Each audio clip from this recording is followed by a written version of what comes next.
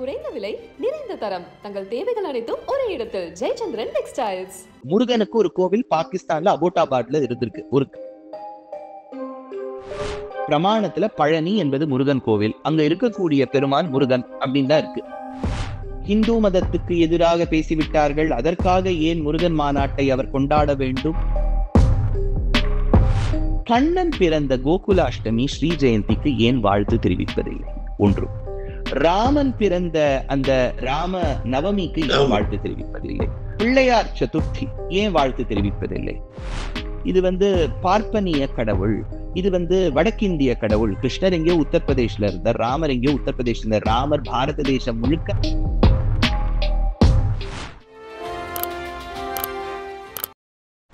சுப்பிரமணியத்திலிருந்து பழனிக்கு வருவோம். அவருடைய அறுபடை வீட்டுக்கு வருவோம். பழனியில பெரிய பிரம்மாண்டமான ஒரு மாநாடு நடந்தது, உலக முருகன் மாநாடு. அந்த மாநாட்டுக்கு உங்களுக்கு அழைப்பு வந்ததா? அந்த மாநாட்டை நீங்க எப்படி பாக்குறீங்க? அடியனுக்கு ஒன்னு அழைப்பெல்லாம் ஒன்னும் வரல. அதே சமயத்துல இப்போ I don't know the details. Of course அந்த அட்வர்டைஸ்மெண்ட்லாம் வரும்போது சில ஆர்டிகல்ஸ் படிச்ச வரைக்கும் பார்த்தேன்.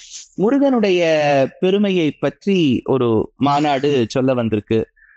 அதுல ஏதோ ரிசர்ச் பேப்பர்ஸ் எல்லாம் பிரசென்ட் பண்ணிருக்கா. ஆமா, நிறைய பண்ணிருக்கா இல்லையா? எனக்கு அது ரிசர்ச் பேப்பர்ஸ் பண்ணிருக்கான்னு வந்தது. யார் யார் பண்ணிருக்கா, எந்த டாபிக்ல பண்ணிருக்கா? ஜென்ரலி ரிசர்ச்னா ஒரு சின்ன ஆசை அவா உண்டு எனக்கு. அந்த ரிசர்ச் பேப்பர்லாம் எப்படி பண்ணிருக்கா?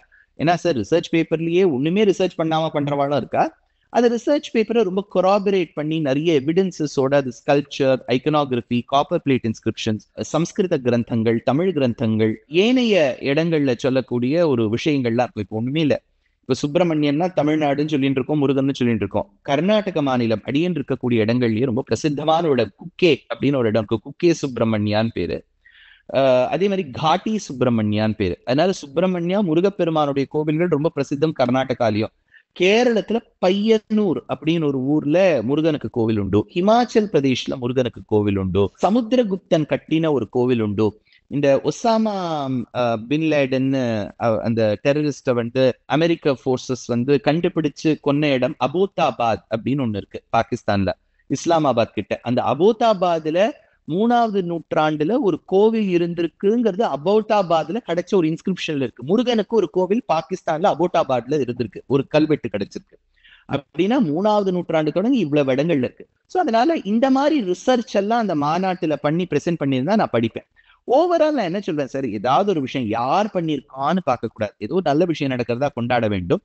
அதே சமயத்துல எனக்கு ஒன்னும் அழைப்பெல்லாம் வரல. ஆனா பழனியில அறுபடை வீட்டுல பழனி கிடையாதுன்னு ஒரு வருஷம் இருக்கு. சுகிசியம் என்ன சொல்றாருன்னா, பழனிக்கு அறுபடை வீடு கிடையாது. பழனியிலேருந்து 5 கிலோமீட்டர் தள்ளி பெரியநாயகி அம்மன் கோயில்ல தான் முருகன் இருக்காரு. பழனியில இருக்கிறது போகர் சிலை. அந்த சிலை பேர் சித்தநாதன் அப்படிங்கிறாரு. பழனியில இருக்கிறது முருகன் கோயிலே இல்லை. அது அறுபடை வீட்டுல ஒண்ணு கிடையாதுங்கிறாரு. அதுக்கு பக்கத்துல தான் இருக்குன்னு சொல்றாரு. ஆனா பழனியில் தான் நடந்தது இந்த மாநாடு. இப்போ அந்த மாநாட்டு நடந்ததுங்கிறத பத்தி நான் ஒன்னும் பெரிய விமர்சனமா சொல்ல வரல. அதாவது ஒரு விஷயம் நல்லதா நடக்கிறதுன்னா அதுல அவுட்கம் நன்னா இருக்கு, நோக்கம் நல்ல நோக்கமா இருந்து அந்த ஈவெண்ட்டும் நன்னா நடந்திருக்குன்னா அதை பத்தி நம்ம குத்தங்குறை சொல்லிட்டே இருக்க கூடாது. We should never be a negative person. சரி, இருந்துட்டு போட்டோம். இப்ப நீங்க பழனியில இருக்கக்கூடியது வேற போகர் அப்படின்னு சொல்ற மாதிரி இருக்கு. இது நிறைய இடத்துல இந்த அக்யூசிஷன்ஸ் வரும் சார். திருப்பதியில இருக்கிறதே அது இந்த பெருமாள் இல்ல வேற ஏதோ, இந்த மாதிரி எல்லாம் பல பேர் கிளப்பி விட்டுருவா. அடியனுக்கு தெரிந்தவரை கோவில்கள்ல இருக்கக்கூடிய அந்த தேவதையின் விக்கிரகம், திவ்யமங்கல விக்கிரகம்னு ஒண்ணு உண்டு. இப்போ நமக்கு தமிழில் கிடைக்கக்கூடிய பல நூல்கள் உண்டு. இப்ப நீங்க ஆழ்வார்கள் பெருமாளை பத்தி பாடிய திவ்ய பிரபந்தம், நாயன்மார்கள் சிவபெருமானை பற்றி பாடிய ஒரு தொகுப்பு திருமுறைகள், அதை தவிர்த்து பல்வேறு இப்ப திருப்புகழ், வேதாந்த தேசிகன் சுவாமி தேசிகன் பணித்த தமிழ் பிரபந்தம் ரொம்ப வசத்தியான பிரபந்தம் அது. அந்த மாதிரி இப்ப திருக்குறள், சிலப்பதிகாரம், மணிமேகலை, வளையாபதி, குண்டலகேசி, இந்த மாதிரி நூல்கள் உண்டு. கம்பராமாயணம், வில்லிபுத்தூரார் பாரதம் உண்டு. அதற்கும் முன்னதாக நாம என்ன சொல்றோம்னா, சங்ககாலத்து லிட்ரேச்சர், சங்க காலத்தில் எழுதப்பட்ட சில கிரந்தங்கள், அதுலயும் ரொம்ப பழமையானது உங்களுக்கு தெரிஞ்சிருக்கும் அகத்தியம்ங்கிற நூல். அகத்தியம்ங்கிறது அகஸ்தியர் தமிழ் மொழிக்கு இருக்கக்கூடிய லட்சணங்கள், கிராமரை வச்சு ஒண்ணு புஸ்தகம் எழுதினார்னு இருக்கு. அந்த அகத்தியம் எங்க இருக்குன்னு தெரியல, ஏதோ கொஞ்சம் மேற்கோள்கள் தான் இங்க காமிக்கிறார். ஆனா கிடைக்கக்கூடிய ரொம்ப பழமையான கிரந்தங்கள்ல அகநானூறு, புறநானூறுன்னு உண்டு. இந்த அகநானூர்ல சொல்லும் போது அவர் என்ன சொல்றார், பொன்னுடை நெடுநகர் போதினி அப்படின்னு ஒரு வரி வரும். பொன்னுடை நெடுநகர் போதினின்னு வரும். இந்த போதினினா என்னன்னு கேள்வி கேட்டார் உரையாசிரியர். போதினி என்றால் பழனி அப்படின்னு அந்த உரையாசிரியர் அகநானூர்ல எடுக்கிறார்.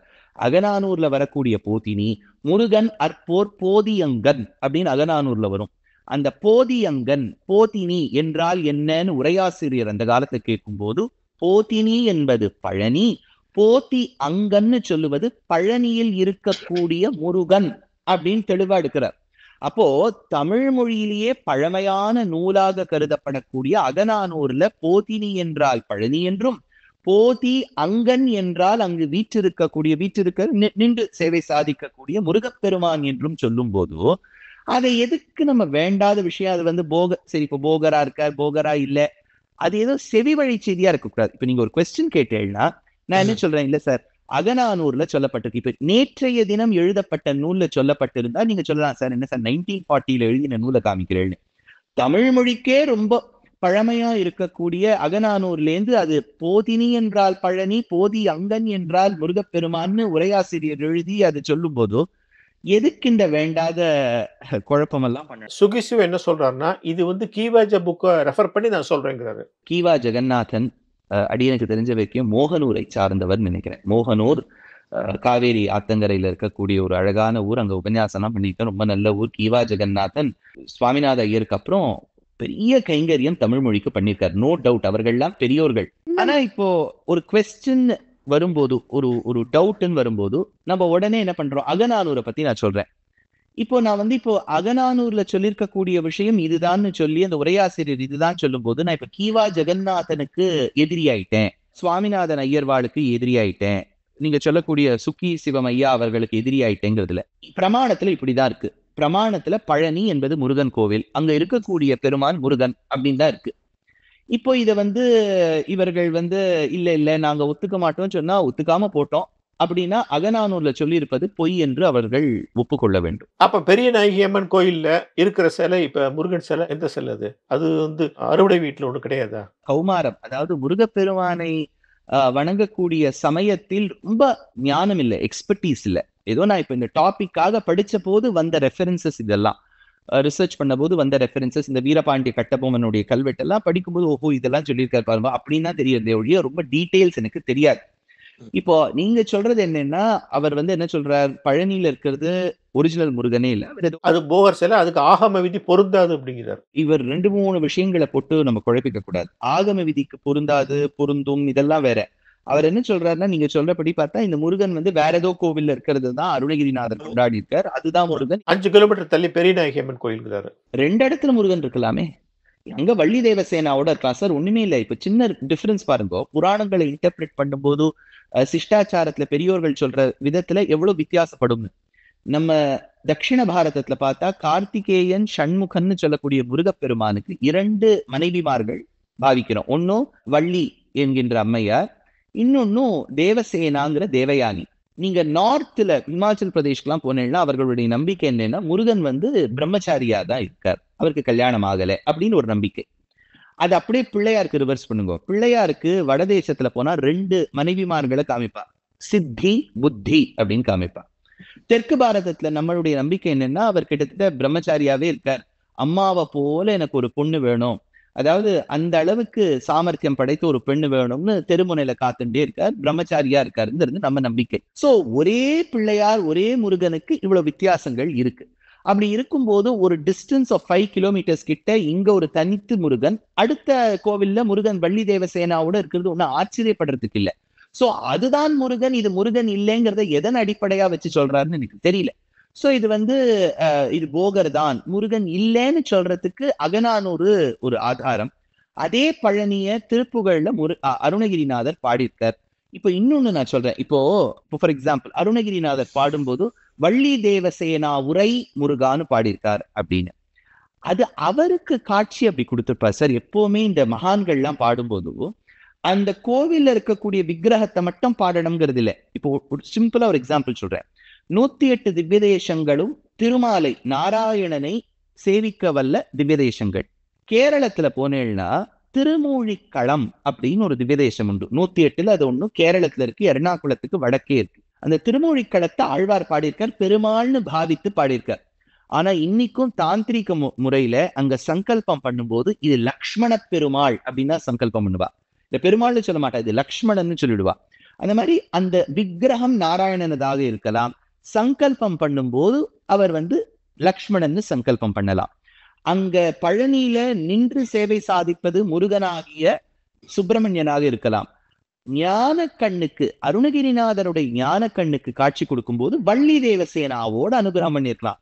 அதனால இவர் பாடினதுதான் அங்க இருக்கணுங்கிறது இல்லை, அவர் கண்ணுக்கு அந்த பழனியில அப்படி காட்சி கொடுத்துருக்கலாம். உடனே தேடி கண்டுபிடிச்சு சுத்து வட்டாரத்துல 5 கிலோமீட்டர்ல எந்த கோவில் இருக்கு நம்ம தேடிட்டு இருக்க கூடாது, அது தப்பு. அது முருகன் தான் அப்படிங்கிறது அடியேனே நிறைய முருக பக்தர்கள் கிட்ட கேட்டு தெரிஞ்சின்ற ஒரு விஷயம். அதுக்கும் மேல இவெல்லாம் ரொம்ப படிச்சவா, they will have better references. ஒட்டுமொத்தமா பார்த்தா இந்த முருகன் மாநாடு பழனியில் நடந்தது பாருங்க, இதன் மூலியமா திமுக மெதுவாக ஆன்மீக பாதையில் திரும்புகிறதா அப்படின்னு நீங்க புரிஞ்சுக்கிறீங்களா? ரொம்ப பொலிட்டிக்கல் கொஸ்டினா இருக்கு சார். சார் இப்ப என்னன்னா, ஒரு ரூலிங் பார்ட்டி, ஒரு கவர்மெண்ட், அவர்கள் எல்லா தரப்பு மக்களுடைய ஒரு ஓட்ஸும் பெற வேண்டும் என்று நினைப்பார்கள். இது யாரா இருந்தாலும், டிஎம்கேன்னு இல்லை, எந்த ஒரு பார்ட்டியா இருந்தாலும் they want votes from all sections of the society, immaterial of how much they are attached to that section. அதாவது இப்போ அந்த செக்ஷன் ஆஃப் த சொசைட்டிக்கு நம்ம எவ்வளவு நல்லது பண்றோம், அவர்களுக்கு எவ்வளவு நல்லது நினைக்கிறோங்கிறது வேறையா இருந்தாலும் அவர்களுடைய ஓட்டு வேணும்னு நினைக்கிறது எல்லா பார்ட்டிக்குமே பொருந்தும். DMK is no different. Hindu மதத்துக்கு எதிராக பேசிவிட்டார்கள், அதற்காக ஏன் முருகன் மாநாட்டை அவர் கொண்டாட வேண்டும்னு நான் கேட்க மாட்டேன். I am nobody to ask. First of all I am too small a person. But அடியனுக்கு என்னன்னா, சரி இப்போ நீங்க முருகன் மாநாடெல்லாம் பண்றேன், அதெல்லாம் பண்றேன், பேசிக் திங் என்னன்னா சார், இப்போ ஒரு சின்ன விஷயம், நான் குற்றம் குறை சொல்ல வேண்டும்ங்கிறதுக்காக சொல்லல. இப்போ கிறிஸ்துவ மதத்தில் இயேசு பிறந்த ஒரு நாள், அந்த கிறிஸ்துவர்கள் ரொம்ப டிவோட் கிறிஸ்டியன்ஸ் பாவிக்கக்கூடியது கிறிஸ்துமஸ். அது டிசம்பர் 25 வருது. உடனே எல்லா தலைவர்களும் இயேசு பிறந்த நாள், இயேசு நமக்கு வாழ்க்கையில் இதைதான் போதித்தார், அப்பேற்பட்ட இயேசு பிறந்த நாளுக்கு நாங்கள் வாழ்த்துக்களை தெரிவிக்கின்றோம், அத்தனை கிறிஸ்டியன்ஸ்க்கும் நமஸ்காரம் பண்றோம், அவள்லாம் நன்னா கொண்டாடட்டும், மெரி கிறிஸ்துமஸ்லாம் சொல்றாங்க, விச் இஸ் குட். ஒரு கண்ட்ரியில மைனாரிட்டிஸை ரெஸ்பெக்ட் பண்ணணும். அதே மாதிரி இப்போ இஸ்லாத்து மதத்துல என்னெல்லாம் பண்டிகை இருக்கோ அதுக்கெல்லாம் விஷ் பண்றாங்க. ஆனா இப்போ பாரத தேசத்தில் பெரும்பான்மையாக இருக்கக்கூடிய இந்துக்கள், அந்த இந்துக்கள்ல சைவர்கள் இருக்கலாம், வைணவர்கள் இருக்கலாம், ஆனா பொதுவா இந்த பண்டிகையை எல்லாருமே கொண்டாடும். கண்ணன் பிறந்த கோகுலாஷ்டமி, ஸ்ரீ ஜெயந்திக்கு ஏன் வாழ்த்து தெரிவிப்பதில்லை? ஒன்று. ராமன் பிறந்த அந்த ராம நவமிக்கு ஏன் வாழ்த்து தெரிவிப்பதில்லை? பிள்ளையார் சதுர்த்தி ஏன் வாழ்த்து தெரிவிப்பதில்லை? தீபாவளி ஏன் வாழ்த்து தெரிவிப்பதில்லை? இப்போ அதுக்கு நான் யோசிப்பேன், ஏன் என்ன, இப்போ ஒரு நீங்க தனி மனிதன், இப்ப சந்துருங்கிறது தனி மனிதன், நீங்க தெரிவிக்கலைன்னா பரவாயில்ல. இப்போ ஒரு கவர்மெண்ட் ஹெட் அப்படின்னு இருக்கக்கூடியவர், அவர் பொறுப்பு ஏற்கும் போதே என்ன சொல்றாரு? I am common for all. நான் ஒரு மதத்தை சார்ந்து இருந்தாலும் என்னுடைய நடவடிக்கைங்கிறது எல்லா மதத்துக்கும் நல்லது தெரிவிக்கக்கூடியதாக இருக்கும். அவர்கள் சொல்லுவது என்னன்னா, இது பார்ப்பனிய கடவுள், இது வடக்கிந்திய கடவுள். கிருஷ்ணர் எங்கேயோ உத்தரப்பிரதேஷ்ல இருந்தார், ராமர் எங்கேயோ உத்தரப்பிரதேஷ்ல இருந்தார். ராமர் பாரத தேசம் முழுக்க நடந்து வந்தார். அவர் சேத்து எங்கேருந்து கட்டினார்? லக்னோல இருந்தா கட்டினார். இதோ நம்ம திருப்புல்லானில இருந்து கட்டியிருக்கார். ராமனுக்கு அத்தனை பழமையான கோவில்கள், கம்பராமாயணம்னா தமிழ்ல இருக்கு, ஆனா அது வடக்கிந்திய கோவில். வடக்கிந்திய கோவில் அவர் தமிழல் இல்லை, தமிழ் கடவுள் இல்லைங்கிறார். அப்படி பார்த்தா இப்ப இயேசுவும் தானே தமிழ் கடவுள் இல்லை, அவர் எங்கேயோ மிடில் ஈஸ்ட்ல தானே இருந்தார். அவர் எப்போ புறநானூறு அகநானூறு படிச்சார். அப்போ நீங்க அந்த கிறிஸ்டியன்ஸ் ஒரு பண்டிகை கொண்டாடுறா, லெட்ஸ் விஷ் தெம் மெரி கிறிஸ்துமஸ்னு சொல்றேன், நல்லது. ஏன் இவ்வளவு மாநாடு அது இதெல்லாம் பண்ணிட்டு இருக்கா? That is all fine. ஒருத்தர் நல்லது பண்ணா நம்ம சும்மா அதுலயே குத்தங்குறை கண்டுபிடிக்க கூடாது. பட் சிம்பிள் திங், ஒரு பண்டிகைக்கு நீங்க ஒரு வாழ்த்து சொல்லிவிட்டால் உடனே உங்களுக்கு என்ன ஓட் ஷேர் 2% குறைஞ்சிடுமா? Haven't you taken oath to respect all religions? அப்போ இது வடக்கிந்திய கடவுள், இது தமிழ் கடவுள், அது இதுனா சரி. அப்படின்னா தமிழ் கடவுளாக இருந்திருந்தால் நீங்க 2020-21 ஒரு இஷ்யூ வந்தது, இஃப் ஐம் ரைட், இந்த முருகனை ரொம்ப ஏசி பேசின இந்த திராவிட கட்சிகள் எல்லாம் இருந்தா, அப்ப எங்க போச்சு முருக பக்தி? நிறைய யூடியூப் சேனல்ஸ் எல்லாம் முருகப்பெருமானுடைய கந்த சஷ்டி கவச்சத்தை எல்லாம் அப்போது அப்ப நான் போஸ்ட் எல்லாம் வேற போட்டேன். இப்ப என்னன்னா, அப்போ நீங்க எதிர்த்தேள், இப்ப எங்க பக்தி வந்தது? சோ அது ஓட்டுக்காக மட்டுமே ஒரு விஷயம் இருக்கக்கூடாது. ஓட்டும் ஒரு பொலிட்டிக்கல் பார்ட்டி யோசிக்க வேண்டியதுதான். சிம்பிள் விஷயம், ஒரு பண்டிகைக்கு வாழ்த்து சொல்லட்டும், அப்புறம் நம்ம பார்க்கலாம். நம்ம பார்க்கலாம்னா என்ன? C, I come from a different state. நான் கர்நாடகத்துலேருந்து வரேன். இப்போ நீங்க கேட்கலாம், இது வந்து நீங்க எதுக்கு இன்டர்ஃபியர் பண்றீங்க? I'm not interfering. நீங்க கேள்வி கேட்டதுனால சொல்றேன். To as much as you want, but respect Hindus and Hindu festivals. இவ்வளவுதான் நான் சொல்றேன். இல்ல அதுக்கு காரணம் வந்து அவங்க ஆரம்பத்திலேருந்து அந்த சித்தாந்தத்துல வந்தவங்க. அந்த சித்தாந்தத்தை நம்ம வந்து கடைசி வரை விடக்கூடாது அப்படின்னு நினைக்கிறாங்கல்ல. அந்த சித்தாந்தம் அவங்க கண்டுபிடிச்ச நாள்லேருந்து அப்படியே இருக்கா, இல்லாட்ட சேஞ்சஸ் இல்லாம இருக்கா சந்துரு சார்? இப்போ நான் நிறைய இதுல சொல்லியிருக்கேன், it is not right for anybody like me to drag a third person. பாலிடிக்ஸ்ல இல்லாத ஒருத்தரை இழுக்கிறது தப்பு. ஆனா ஆனரபிள் சீஃப் மினிஸ்டருடைய வைஃப் துர்கா ஸ்டாலின் அவர்கள் நிறைய கோவில்களுக்கு போறா, நிறைய யாகங்கள்ல பங்கேற்கிறா, நிறைய அபிஷேகங்கள்லாம் பண்றா, பூர்ண கும்ப மரியாதை நடக்குது. Fine, as an individual she deserves that respect, she gets it. But நம்ம சொல்லக்கூடிய சித்தாந்தம் அவ்வளவு ஸ்ட்ராங்கா இருக்கு. கடவுளை ஏற்க மாட்டோம், கடவுளை மறுக்கிறோம், அதுவும் கடவுளை நம்புபவன் முட்டாள்னா அது அந்த வரிகள்லாம் இருக்கு. அப்போ வாட் இஸ் ஷீ? அது அவங்களுடைய இண்டிவிஜுவல் ஒப்பீனியன், இண்டிவிஜுவல் டிசிஷன்ங்கிறாங்க. அப்படின்னா எப்படின்னா எப்படி சார்? இப்போ வந்து இண்டிவிஜுவல் டிசிஷன்னா அவரவர்களுக்கு கடவுள் இருக்காரா இல்லையாங்கிறத விட்டுணும். எதுக்கு நம்ம பெரிய ஸ்ரீரங்கத்து கோவில் வாசல்ல இவ்வளோ பெரிய சிலையை வச்சு கடவுளை நம்புபவர் முட்டாள்னு எழுதணும்? அது அவங்களோட டிசிஷன் இல்லையா? ஃபர்ஸ்ட் ஆஃப் ஆல் இதுல நிறைய முரண் இருக்கு. இப்போ ஈவி ராமசுவாமி நாயக்கர் அவர்கள் பெரியார்னு அவருடைய ஃபாலோவர்ஸ் எல்லாம் சொல்லக்கூடியவர். கடவுளை ஏன் நம்ப வேண்டும்? கடவுள்னு ஒருத்தரே இல்லை. இப்ப நீங்க கோவில்ல போய் ஒரு சிலையெல்லாம் வச்சு அபிஷேகம்லாம் பண்றீங்களே, அது என்ன வந்து உங்க குழந்தைய என்னவோ நீங்க கல்லுக்கு உட்காந்து அபிஷேகம் பண்றீங்கிறார். சிலை வேண்டாம், சில வழிபாடு வேண்டாம், விக்கிரக ஆராதனை வேண்டாம்னு சொல்லக்கூடியவருக்கு ஓரமா சிலையா வச்சுன்னு வரா. இது வந்து முரண்பாடா இல்லையா? கடவுளை நம்புபவன் முட்டாள்னு சொன்னா அந்த சித்தாந்தத்தை அடிப்படையாக வந்த ஒரு ஒரு ஒரு போஸ்ட்ல வந்தவாளுடைய குடும்பம். இப்ப நான் வந்து துர்கா ஸ்டாலின் அவர்களை மட்டும் சொல்லல, நிறைய பேரு திராவிட கட்சிகள்ல இருக்கக்கூடியவா குங்குமம் வச்சுக்கிறா, பொட்டு இட்டுக்கிறா. இதெல்லாம் வந்து சும்மா அழகுக்காக இட்டுக்கிறாளா? ஏதோ இப்போ பிடிஆர் அவர்கள்லாம் இருக்கா, அவள்லாம் வந்து மதுரை மீனாட்சி மேல அவ்வளவு நம்பிக்கை. சோ இப்போ உங்க சித்தாந்தத்தை நம்பக்கூடியவர்கள் தான் உங்கள் கட்சியில் இருக்க வேண்டும் என்றால் பெரும்பாலான மக்களுக்கே உங்க சித்தாந்தத்துல நம்பிக்கை இல்லையே. See, my point is, அவர்கள் சொல்லலாம் இது தனி மனித சுதந்திரம், fine, all that is fine. But இதுல வந்து சித்தாந்தம் நீங்க கேட்டீங்க இல்லையா, திராவிட கட்சியின் சித்தாந்தம் அதுவே வந்து நிறைய இப்ப போன்லாம் நம்ம வச்சுட்டோம்னு வச்சுங்கோ, ஒரு 15 நாளைக்கு ஒரு முறை உங்ககிட்ட கேட்கும் சாஃப்ட்வேர் அப்டேட்னு ஒண்ணு இருக்கு, டவுன்லோட் பண்ணலாமா வேண்டாமான்னு.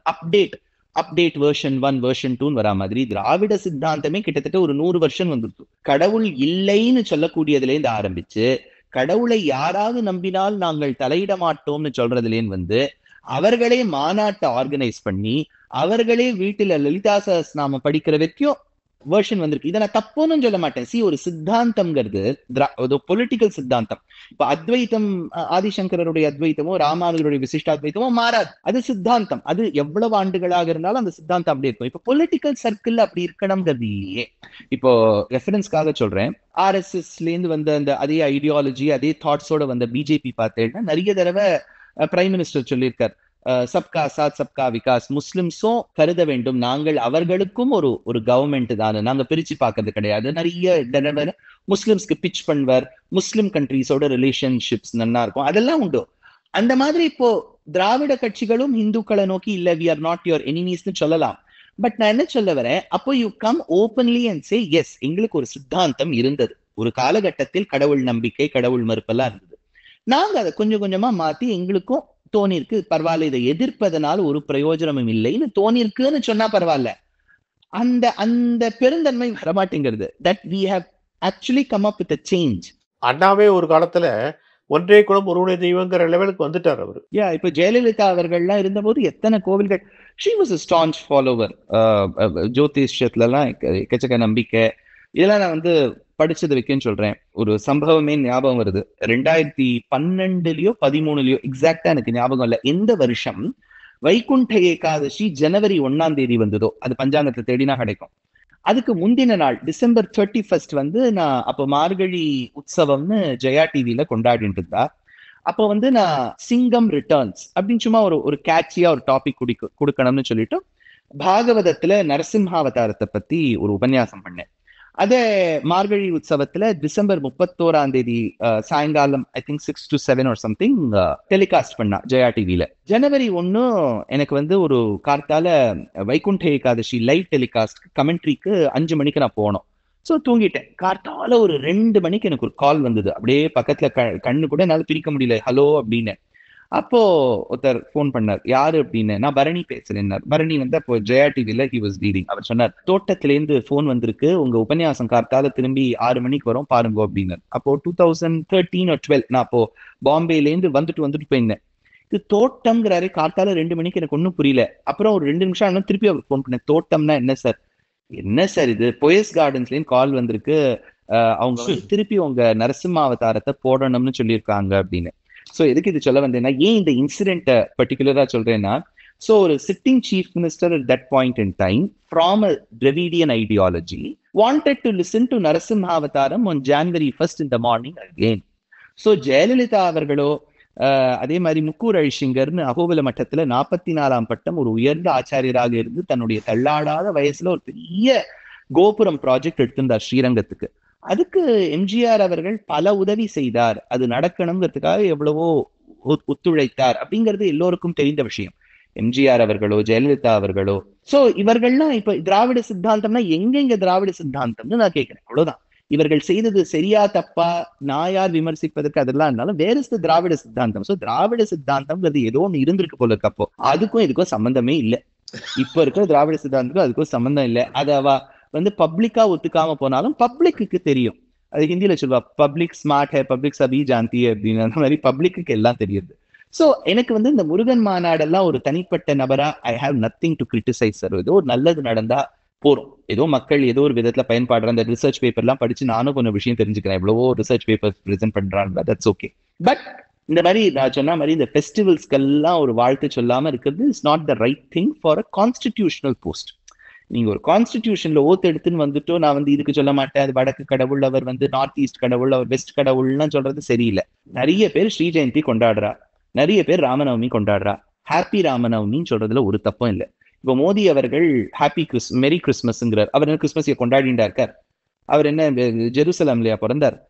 அவருக்கு ஒரு கடமை ஒரு பிரைம் மினிஸ்டரா சொல்லணும்னு அந்த மாதிரி சொல்றார். அந்த மாதிரி you should convey to your audience that I am also your chief minister. அது யாரா இருந்தாலும் பண்ணணுங்கிறது அடியனுடைய நம்பிக்கை. But I am not a voter of Tamil Nadu. So legally I have no questions to ask. அது தமிழ் மக்கள் கேட்க வேண்டும். நீங்க வந்து மியூசிக் அகாடமியில நடக்கிற முதல் நாள் நிகழ்ச்சிகள் கலந்துக்க போறது இல்லை, உங்களோட உபன்யாசம் கிடையாதுன்னு சொல்லிட்டீங்க. அது சொல்லி 4 மாசம் ஆச்சு. இப்ப ஏதாவது மறுபரிசீலனை உண்டா? சி ஃபர்ஸ்ட் ஆஃப் ஆல் ஒன்னும் சந்துரு சார், எத்தனையோ பேர் வந்து பாடுறா மியூசிக் அகாடமி. அது ஃபர்ஸ்ட் மியூசிக் அகாடமி தான், கதா காலக்ஷேபம் அகாடமி இல்லை. அடியேன் செய்வது ஒரு ஹரிகதையோ சங்கீத உபன்யாசமோ சொற்பொழிவோ எப்படி வேணாலும் வச்சுக்கோ. அது basically for musicians and I would say dancers. அதுல மியூசிஷியன்ஸ் இப்போ ரஞ்சனி காயத்ரி அவர்கள், த்ரிஷூர் பிரதர்ஸ் அவர்கள்லாம் வந்து ஃபுல் டைம் மியூசிஷியன்ஸ். அவர்கள் வந்து இல்லை எங்களுக்கு உடன்பாடு இல்லை பாடுறது இல்லைன்னு சொல்லியிருக்கா. இப்போ விஷாகா ஹரி அவர்களோ அடியேனோ we are all Vishaka Hari is a trained musician, but ஆனா she is more known as a Harikatha person. நானும் ஒரு ஹரிகதை சங்கீத உபன்யாசம்னு கொடுத்துருக்கேன். எங்களுக்கும் ஒரு இல்ல சார் எங்களுக்கு என்னமோ சரிப்படலை அப்படிங்கிறது தானே ஒழிய மியூசிக் அகாடமியை யாரும் தூஷிக்கல, மியூசிக் அகாடமியில இருக்கக்கூடியவர்களை யாரும் தப்பு சொல்லல. ஒண்ணும். ரெண்டாவது மறுபரிசீலனைங்கிறதுல சார் இது ஒரு தாட் ப்ராசஸ் இல்ல சார். ராமரை இந்த மாதிரி ஒரு கருத்து இருக்கக்கூடிய வேண்டாம் சார் அப்படின்னு நம்ம ஒதுங்கிட்டோம். இது வந்து ஒரு பெரிய குத்தம், எங்க பக்கத்துலயும் குத்தம் கிடையாது. உடனே எங்க பின்னாடி எல்லாரும் வந்து இல்ல சார் நீங்க பாடினாதான் உண்டு யாரும் சொல்லவும் போறது இல்லை. Nobody is indispensable sir. எது இல்லாம எதுவுமே நடக்கும். அதனால I wish all my other வித்வான்ஸ் அண்ட் விதுஷீஸ், I know a lot of them, அவள்லாம் பாடுறா, sure I wish them best of luck. So இது வந்து நம்ம ஒரு டிசிஷன் எடுத்துட்டோம், எல்லாரும் அந்த டிசிஷனுக்கு கட்டுப்பட்டு இருக்கணுங்கிறதெல்லாம் இல்லை. நீங்க எவ்வளவோ ஆன்மீக சொற்பொழிவு பண்ணிட்டு இருக்கீங்க. ஹிந்து மதத்துல முக்கியமான ஒரு அம்சம் வந்து சகிப்புத்தன்மை, டாலரன்ஸ் சொல்றீங்க.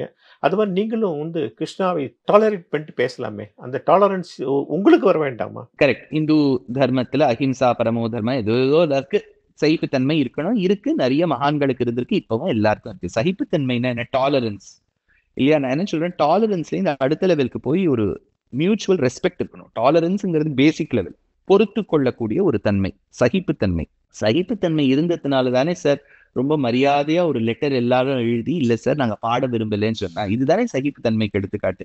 சரி, இப்போ இந்து மதத்துக்கு சகிப்புத்தன்மை இருக்குன்னா, இப்ப நீங்க ஏதோ ஒரு விஷயம் சொல்றீங்க, எனக்கு ஒரு அதுல வந்து உடன்பாடு இல்லை அப்படின்னா I will just say, I don't agree with Chandru sir. I respect him, but I don't agree with him.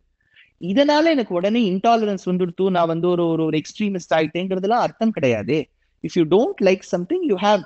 இப்போ ஒரு புஸ்தகம் அடியேன் எழுதுறேன்னு சொன்னா, இது இந்த சுவாமி இந்த 2-3 கருத்து எனக்கு உடன்பாடு இல்லை அப்படின்னு பல பேர் சொல்லலாம். அது எப்போ சகிப்புத்தன்மை இல்லாமல் போகும் என்றால், கொடுமையான வார்த்தைகளில் தூஷிப்பது, கெட்ட கெட்ட வார்த்தை யூஸ் பண்றது, எண்ணங்கள் ரொம்ப கொடுமையா இருப்பது. அப்படிதான் இப்போ மியூசிக் அகாடமியில சில சார் நான் பாட விரும்பல, நீங்க அந்த லெட்டர் எழுதின லெட்டர் பார்த்துருக்கலாம். I am very indebted to Music Academy. நிறைய சான்ஸ் எனக்கு கிடைச்சிருக்கு, நான் பாடியிருக்கேன்.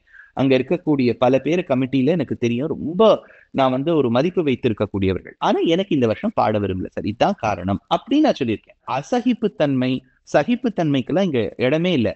I don't like it, I don't play. அதுக்கு மேல நான் அந்த தூஷிப்பது, பின்னாடியிலேருந்து அப்படியே அவளை பத்தி தப்பு சொல்றது, திஸ் இஸ் நாட் மை இது. ஸோ இது வந்து சகிப்புத்தன்மை. இன்னொரு லாஸ்டா ஒரு விஷயம் சொல்றேன் சார். இந்துக்களுக்கு சகிப்புத்தன்மை இருக்க வேண்டும்னா அது எல்லா மதத்துக்கும் தான் இருக்கணும். இப்ப மியூசிக் அகாடமியை ஒதுக்கி வச்சுருங்க, அது ஒரு சின்ன இஷ்யூ. எல்லா மதத்துக்கும் தான் இருக்கணும். எல்லாமே நம்ம தான் பொறுத்து போனோங்கிறது இல்லை. Why should Hindus alone be tolerant? ஏன் மற்ற மதங்கள்லாம் இப்போ வந்து ஒரு தேசத்தையே விபாஜனம் பண்ணும் போதோ மதத்தின் அடிப்படையில தான் பண்ணியிருக்காங்க. See, there was no other reason. Basic reason என்ன பாலிடிக்ஸ்னு சொல்லுவா, ரிலிஜன் அடிப்படையில தான். இல்ல துருஷ்கர்கள் முஸ்லிம்ஸ்க்கு அவங்க வந்து தனி நாடு ஆசைப்படுறான்னு சொல்லிட்டு 2 பாகமா பிரிச்சோம். பெங்கால்ல வந்து ஈஸ்ட் பாகிஸ்தான் ஒன்னு வெஸ்ட் பாகிஸ்தான் பிரிச்சோம். மதத்தின் அடிப்படையில் வந்தது. உடனே அவர்களோட கேபிட்டலே என்ன வச்சுட்டா, இஸ்லாமாபாத் தான் வச்சுட்டா. இஸ்லாமை சொல்லக்கூடியதுதான் எங்களுடைய தலைநகரி இஸ்லாமாபாத்னு வச்சுட்டா. இது வரைக்கும் மதத்தால் ஏற்பட்ட பாகிஸ்தானுக்கோ பங்களாதேஷ்கோ, அப்புறம் ஈஸ்ட் பாகிஸ்தான் பங்களாதேஷ் ஆயிடுத்துன்னு வைங்கோ, அதுல வந்து ஒரு பிரசிடென்ட்டோ பிரைம் மினிஸ்டரோ வைஸ் பிரசிடென்ட்டோ வேற மைனாரிட்டி, ஹிந்துஸ்ன்னு இல்ல கிறிஸ்டின்ஸ்ல கூட வந்தது இல்ல. சீஃப் ஜஸ்டிஸ்லாம் அதே மாதிரி டாப், இப்ப ஃபவாத் கான், உஸ்மா பலூச் அப்படின்னு ஒருத்தர் இருக்காரு, ஒரு ஆக்டர். அப்படின்லாம் பாகிஸ்தான்ல ஆக்டர்ஸ் இருக்காங்க, very good actors, excellent acting. ஆனா நீங்க பார்த்தீங்கன்னாலே எல்லாமே இஸ்லாம் மதத்தை சார்ந்தவர்கள். பிரசிடென்ட் இஸ்லாம் மதம் எல்லாமே. பங்களாதேஷ்ல அப்படி. பாரத தேசத்துல ஹிந்துஸ்க்கு சகிப்புத்தன்மை இல்லை, போராதுன்னு சொன்னா அப்துல் கலாம் பிரசிடென்டா இருந்திருக்கார், ஹமீத் அன்சாரி வைஸ் பிரசிடென்டா இருந்திருக்கார், 5-6 பேரு முஸ்லிம்ஸ், வெரி இன்டெலெக்சுவல் முஸ்லிம்ஸ், அவர்கள்லாம் வந்து சீஃப் ஜஸ்டிஸ் ஆஃப் இந்தியாவா இருந்திருக்கா. இன்னைக்கும் ஒரு நிறைய இளைஞர்களுக்கு வந்து ரோல் மாடலா இருக்கக்கூடிய ஒரு ஹீரோஸ்ல மூவிஸை பொறுத்த வரைக்கும் ஷாருக் கான், சல்மான் கான், சைஃப் அலி கான், எவ்வளவு முஸ்லிம்ஸ் இருந்திருக்கா. அதே மாதிரி கிரிக்கெட்டர்ஸ்ல நம்ம எவ்வளவு சொல்லியிருக்கோம், முகமது அசாருதீன், இப்போ இருக்கக்கூடிய ஷாமில், எவ்வளவு பேர் இருக்கா. சோ எல்லா துறைகளிலும் முஸ்லிம்ஸ்க்கு ஒரு நல்ல பதவி கொடுத்து அழகு பார்ப்பது இந்த தேசத்துக்கு இருக்கக்கூடிய ஒரு பெருமை. சோ இதை விட என்ன சகிப்புத்தன்மை நம்ம வந்து ஹிந்துஸ்க்கு மட்டும் இருக்கணும்னு சொல்றோம்னு எனக்கு தெரியல. இது உங்களை நான் சொல்ல வந்த generally Hindus should be tolerant. என்ன டாலரன்ஸ்? இவ்வளவுதானே டாலரன்ஸ், எல்லா இடத்துலயும் வந்திருக்காளே. So I feel tolerance doesn't mean that you have no right to disagree. You have the right to disagree, but respectfully disagree. மரியாதையோடு அழகான வார்த்தைகளோடு நம்ம சொல்லணுமே ஒழிய அபியூசிவ் வேர்ட்ஸ் இருக்கக்கூடாது. So thank you sir. இதுவரை என்னுடைய கேள்விகளுக்கு ஆழமாகவும் அறிவுபூர்வமாக பதிலளிச்சிங்க. மீண்டும் சந்திப்போம் சார்.